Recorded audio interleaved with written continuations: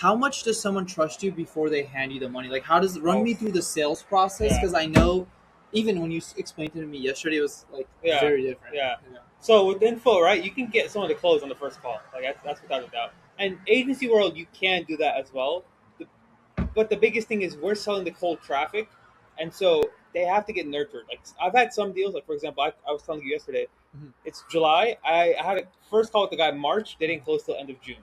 Who was he? What did he do? M&A, M&A. M&A. Okay. So it takes time, and So the it took reason like over a month. 3 months. Yeah. Yeah, the reason being when you're selling B2B, especially agency stuff, Uh-huh. they're to like these larger companies. They're gonna have to go through their board. They're gonna have to get approved. They're gonna have to talk to their business partners, especially like these higher revenue businesses. They're gonna have to they're gonna have multiple decision makers in the process. Uh-huh. And so for me, like I'm the one doing the sales calls for the agency.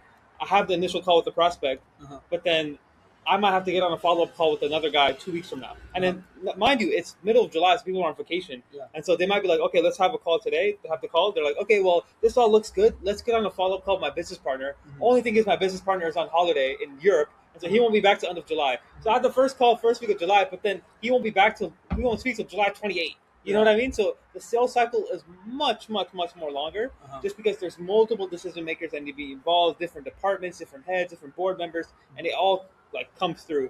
But the way you counteract that is you're gonna have to have multiple calls. Like we're doing a 2 call close right now, but sometimes I'm having 3 or 4 calls before I close someone, and that's just the nature of the game with agency, right? But With do you B2B. feel like if you had like a stronger brand A presence stronger brand and helps. people knew you, liked you, and trust you more, which means they were warm, you could actually decrease the sales cycle? Yes, decrease it, but yes, 100% decrease it, but it's still going to take some time, right? Like for example, if Alex Hermosi got on a call with a guy, like a B2B guy, with another business, the guy might be like, yes, this is all good, let's buy right now, but he's like, I need to talk to my business partner. And then again, follow But up why calls. don't you, in the first call that you take them with, why don't you ask them, can your business partner have this meeting? So that's ideal. But keep in mind, these guys are professionals, let's say finance space, they have other clients and people to go on. They'll usually send like their like not their assistant, but someone lower level to go on the call with, or just one of the business partners, while the other one's doing client delivery or client stuff, or he's in meetings. Mm. So it's usually a matter of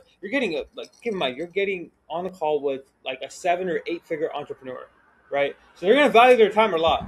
And so just one of them giving you their time is great, but to get both of them on the call, like 7 or 8, maybe even 9, it can take a lot more. So that's the only thing. Yeah, that makes sense. There's basically like a larger gateway Yes, to be able to. gatekeepers and whatnot, but you solve that by doing multiple calls. Mhm. and So sales going cycle through. is extremely low. So how much like clients do you get like per month then? Because with that low sales cycle, Depends. Right or like now, how many calls do you book and all that stuff too?